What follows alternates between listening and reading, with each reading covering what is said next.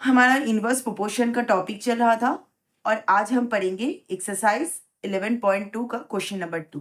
हमें क्वेश्चन में गिवन है कि in a television game show the prize money of rupees 1 lakh is to be divided equally amongst the winners.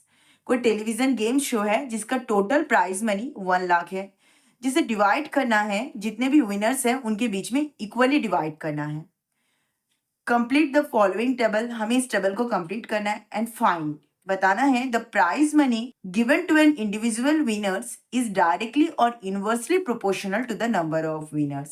साथ में हमें ये भी बताना है कि ये price for each winners directly और inversely proportional to the number of winners. हमें ये क्लियर नहीं है कि ये डायरेक्टली प्रोपोर्शनल है या इनवर्सली प्रोपोर्शनल है, हमें ये फाइंड आउट करना है।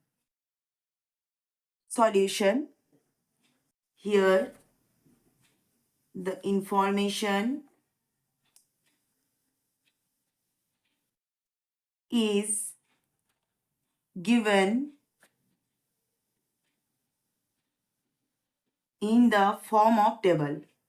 Number of winners,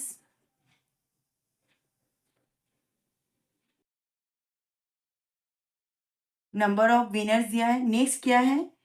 price for each winners 1 lakh,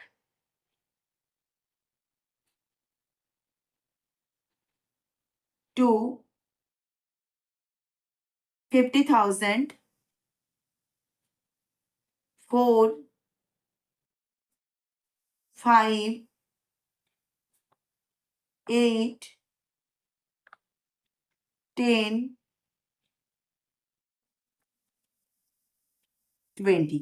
ये नंबर ऑफ विनर्स दिया हुआ है 1 2 4 5 8 10 and 20। Price for each winners में 1 लाख और 50,000 दिया है। ये डेटा हमें फाइंड आउट करना है। नंबर ऑफ विनर्स को हम x मान लेते हैं, प्राइस फॉर ईच विनर्स इसको कैपिटल Y। x1 x2 ये मैं आपके समझने के लिए बता रही हूं, जरूरी नहीं कि आप इसी तरह x1 x2 x3 लेट करके सॉल्व करो। x4 x5 x6 x7 y1 y2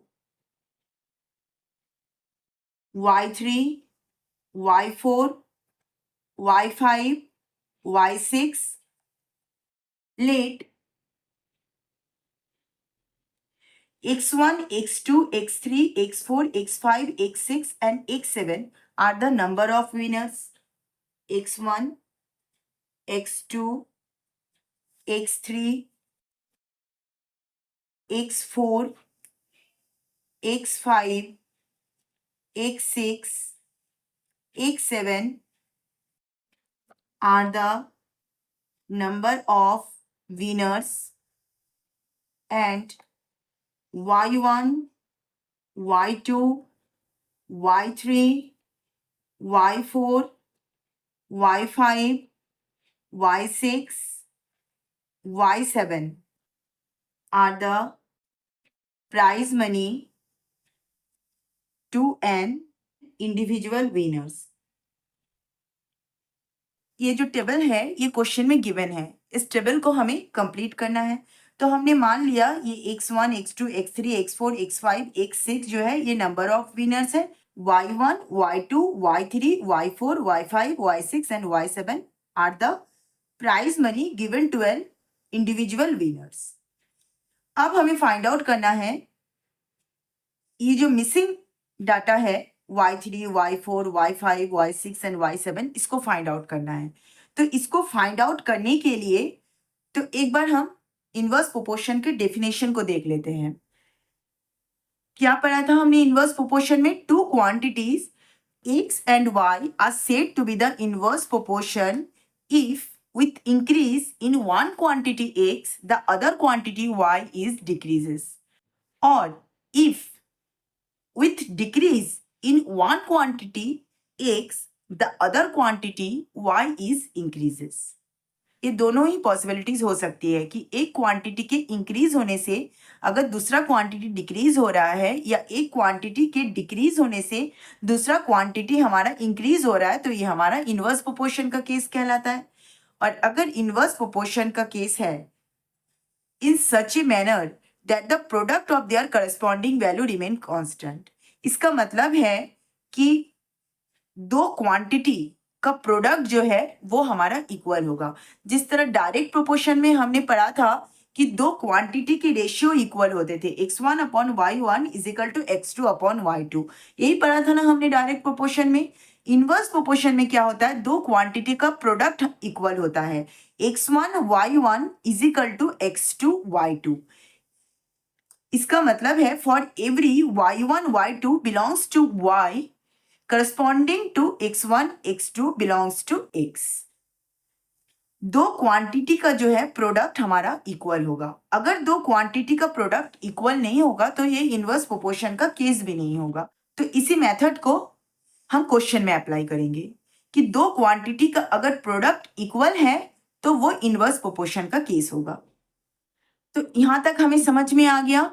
अगर सारी डेटा हमारे पास गिवन है तो हम देखेंगे कि एक क्वांटिटी के इंक्रीज होने पर दूसरा क्वांटिटी अगर डिक्रीज हो रहा है, या एक क्वांटिटी के डिक्रीज होने पर दूसरा क्वांटिटी इंक्रीज हो रहा है, तो ये हमारा इनवर्स प्रोपोर्शन का केस है.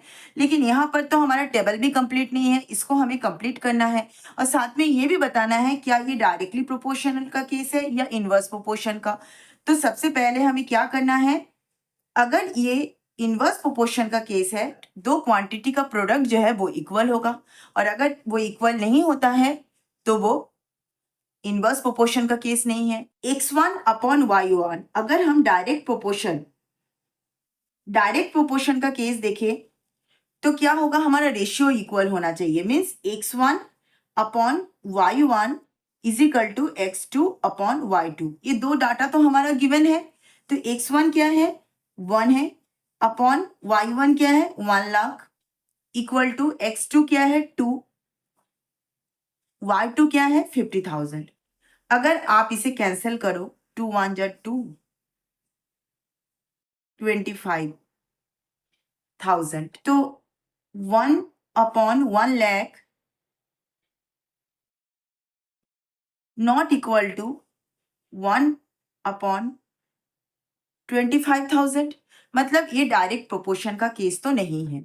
नेक्स्ट हम चेक करते हैं, अगर ये इनवर्स प्रोपोर्शन का केस होगा तो दो क्वांटिटी का प्रोडक्ट इक्वल होगा.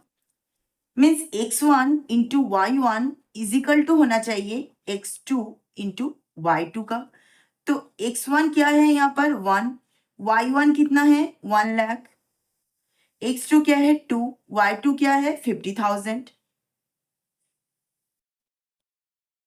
तो 1 इंटू 1 लाख मल्टीप्लाई होगा तो 1 लाख ही होगा. 2 इंटू 50,000, 5 इंटू 2 10, और ये 4 जीरो, मतलब हो गया इक्वल आया. मीन्स दो क्वांटिटी का प्रोडक्ट जो है वो इक्वल आया. मीन्स ये इनवर्स प्रोपोर्शन का केस है. From table we can observe, दो क्वांटिटी के प्रोडक्ट को देखेंगे, x1 into y1 is equal to 1 into 1 lakh is equal to 1 lakh. Right, x2 into y2, 2 into 50,000 is equal to 5 2 जा 10, और ये 4 जीरो हो जाएगा तो ये भी 1 लाख आ गया. Since x1 y1 is equal to x2 y2 is equal to 1 lakh. ये 1 लाख क्या है, आपका टोटल प्राइस अमाउंट है. जब दो क्वांटिटी का प्रोडक्ट इक्वल आ गया, it means prize money given to an individual winners is inversely proportional to the number of winners. Therefore, prize money given to an individual winners inversely proportional to the number of winners. हमें अब इस table को complete करना है to find y3. Since we know that कि number of winners and prize money given to an individual winners are in inverse proportion. जब inverse proportion का case होता है तो हम दो क्वांटिटी के प्रोडक्ट को इक्वल करते हैं. यही था ना हमारा डेफिनेशन इनवर्स प्रोपोर्शन का, कि अगर x और y इनवर्स प्रोपोर्शन है तो product of their corresponding values remains constant. मतलब हम उनके प्रोडक्ट को इक्वल करेंगे. तो ये हमारा गिवन डाटा है. x1 into y1 is equal to x3 into y3. हम दो क्वांटिटी के प्रोडक्ट को इक्वल करेंगे क्योंकि हमारा number of winners and prize money given to an individual winners are in inverse proportion.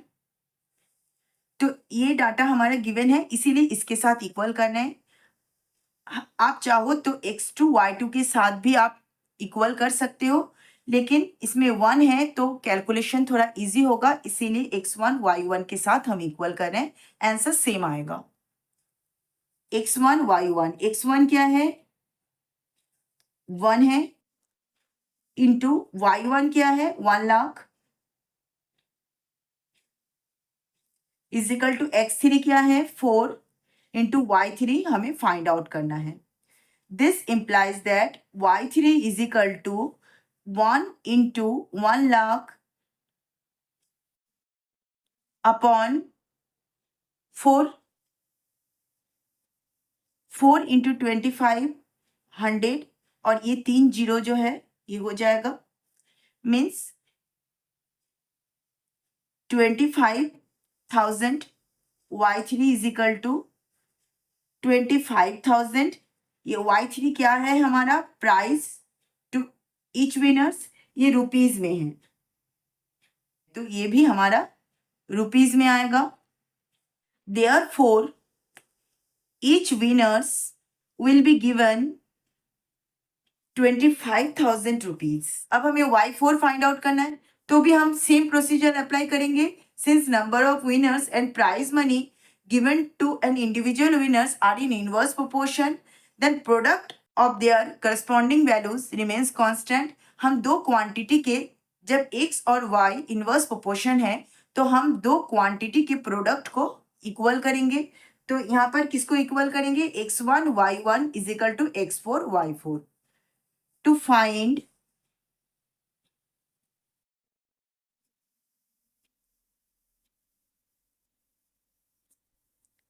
y4,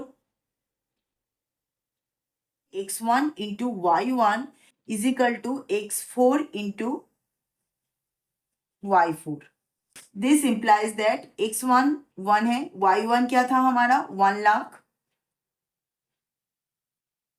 is equal to x4. देखिए x4 is equal to 5 और y4 तो हमें फाइंड आउट करना है. This implies that y4 is equal to 1 into 1 lakh upon 5. 5 2 जा 10,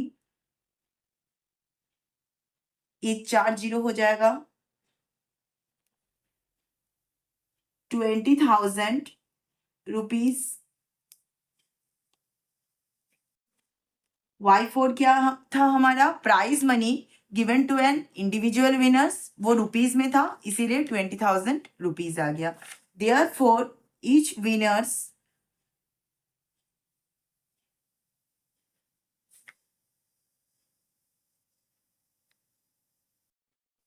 will be given 20,000 rupees. अब हमें क्या फाइंड आउट करना है y5 फाइंड आउट करना है. टू फाइंड y5 यहाँ भी सेम प्रोसीजर हम अप्लाई करेंगे क्योंकि number of winners and prize money given to an individual winners are in inverse proportion. तो हम दो क्वांटिटी के प्रोडक्ट को इक्वल करेंगे. x1 y1 is equal to x5 y5. x1 क्या है 1, y1 1 lakh,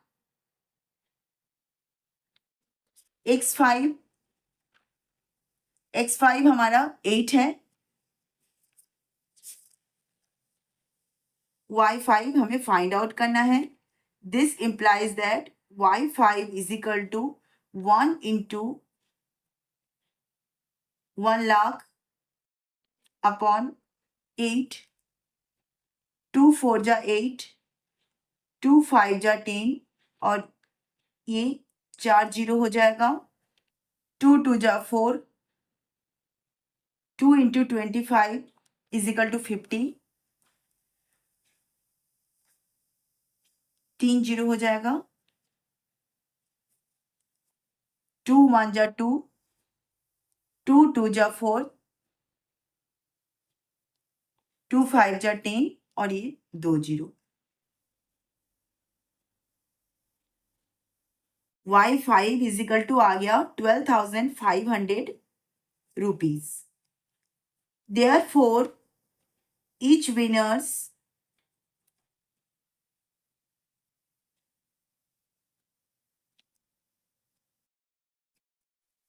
will be given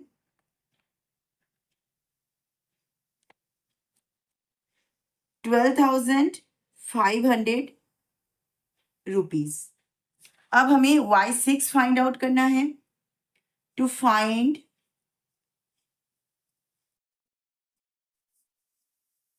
y6, यहाँ भी सेम प्रोसीजर अप्लाई करेंगे। इनवर्स प्रोपोर्शन का केस है, इसीलिए दो क्वांटिटी को हम इक्वल करेंगे। तो x1 y1 is equal to x6 y6, x1 1 into 1 lakh, x6 is equal to 10, y6 हमें फाइंड आउट करना है। This implies that y6 is equal to 1 lakh upon 10, 10 1 जा 10, ये 4 जीरो हो जाएगा, means y6 is equal to 10,000 rupees. Therefore, each winners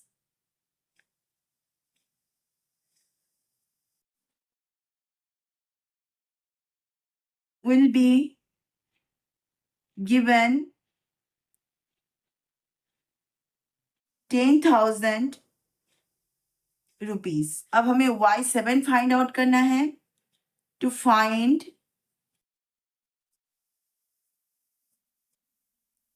y7, यहाँ भी same procedure apply करेंगे। इनवर्स प्रोपोर्शन का केस है, तो हम दो क्वांटिटी के प्रोडक्ट को इक्वल करेंगे। x1 y1 is equal to x7 y7. This implies that 1 into 1 lakh is equal to x7 क्या है 20 into y7. This implies that y7 is equal to 1 lakh, 1 into 1 lakh upon 20, 25 जा 100, ये 3 zero हो जाएगा, means y7 is equal to 5,000 rupees. Therefore, each winners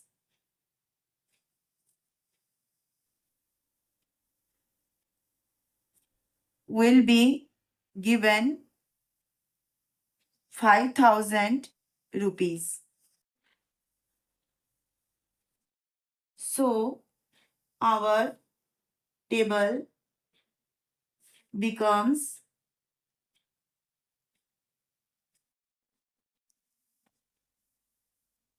number of winners था, number of winners.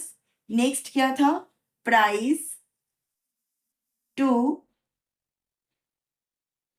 Each winners,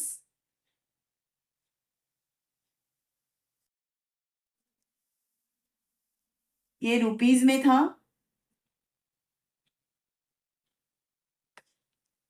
1 lakh 2, यहाँ पर क्या है 50,000,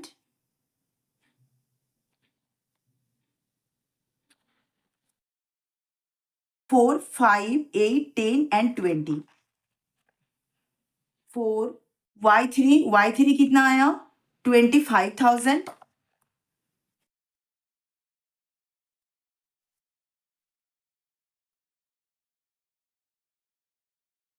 5 y4 कितना आया 20,000,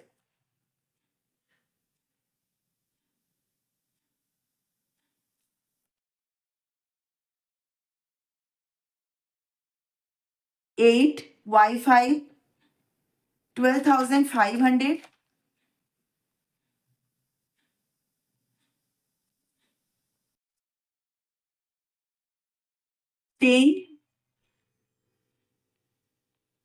10,000,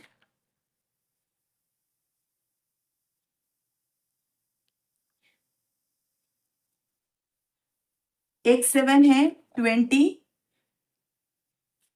y7 कितना आया 5,000।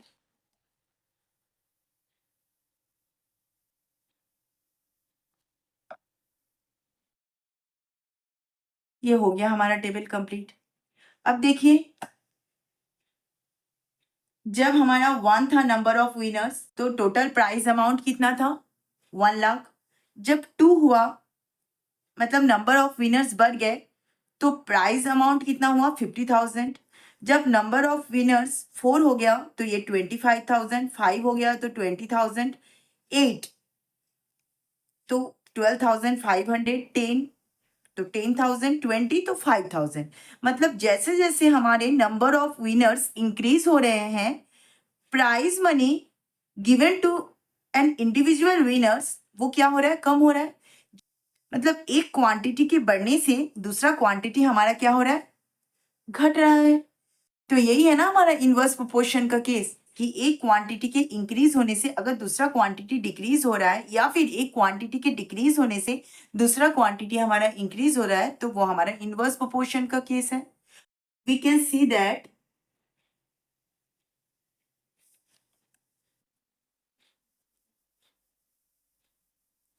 as the number of winners increases, prize money given to an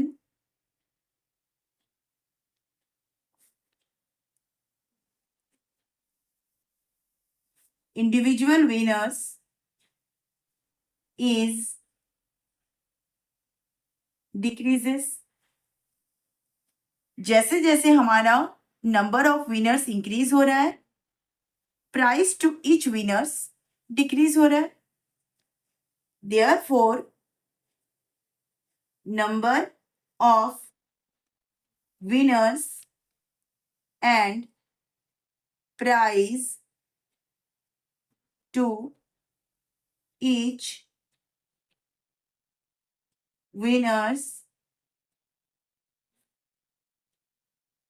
are in inverse proportion।